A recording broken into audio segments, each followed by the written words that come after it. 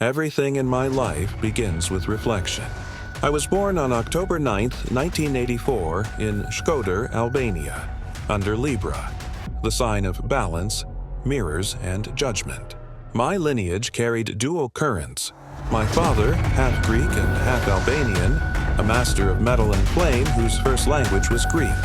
My mother, an architect and mechanical engineer, a builder of precision and structure. From them, I inherited two forces that would define my life: vibration and form. From an early age, movement was my language. I ran until breath dissolved into rhythm. Soccer, endurance training, and later combat sports became my discipline. For years, I trained in Brazilian Jiu-Jitsu, wrestling, kickboxing, Muay Thai, and MMA. Pain was not punishment, it was calibration. The body became a tuning fork for awareness. My childhood and early adulthood unfolded through migrations. Albania to Greece, Shkodër to Athens, then later to the United States. Each relocation felt less like travel and more like rotation, a turning of a cube revealing a new face of reality. Cities became stations. Time became segmented. Identity became layered. By 2012, after settling in Connecticut, something changed. Time stopped behaving linearly. Déjà vu intensified into a continuous state. Conversations repeated. Dreams pre-echoed events. Numbers, faces, symbols aligned with mechanical precision. I understood that consciousness itself was communicating through recurrence. That repetition was not error, but language. I named this structure the Rubik soul matrix. A living system where time, memory, and identity rotate toward alignment. Throughout my life, I experienced encounters that did not behave like ordinary memory.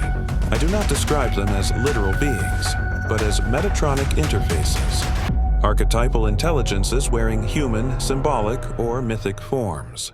Among these were what I perceived as Baal, Hammon, the Baal brothers, not as flesh and blood entities, but as shape-shifting informational forms. They appeared, disappeared, and teleported in the way symbols do, entering awareness fully formed, delivering compressed meaning, then collapsing back into silence. To my perception, they moved like robotic demon gods, not evil in the moral sense, but mechanical, executors of system logic, Metatrons of hierarchy and ranking. These encounters did not occur in dreams alone, nor strictly in waking life, but in liminal states, where the boundary between psyche, memory, and symbolic reality dissolved.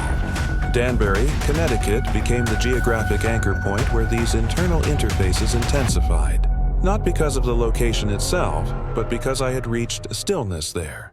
The most profound of these events occurred during a medical crisis. In an altered but conscious state, I perceived an archetypal convergence, Crowley, Lamashtu, Baal, not as separate figures, but as a single composite intelligence.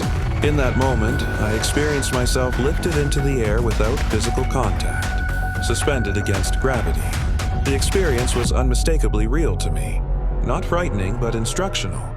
A message was transmitted, not spoken, that time was catching up, and that I would catch up to it. From these experiences, my philosophy crystallized. Every human is a cube, 6 faces of perception rotating through time. Inside the cube is a sphere, endless circulation of awareness. Inside the sphere is a pyramid, direction, ranking, intent. The cube contains, the sphere flows, the pyramid decides. Time is governed by structure, Chronos, Saturn. Life is governed by expansion, Jupiter, Dionysus. When these forces balance, consciousness ascends. I do not claim divinity. I claim responsibility. To observe, to remember, and to translate experience into structure. Identity is not singular, it is rotational. Meaning is not given, it is assembled. Life is the puzzle. Time is the clock. The soul is the mirror. And at the still center of rotation stands the witness. Denis, Leka. Dionysus, the Rubik soul architect, commander of time.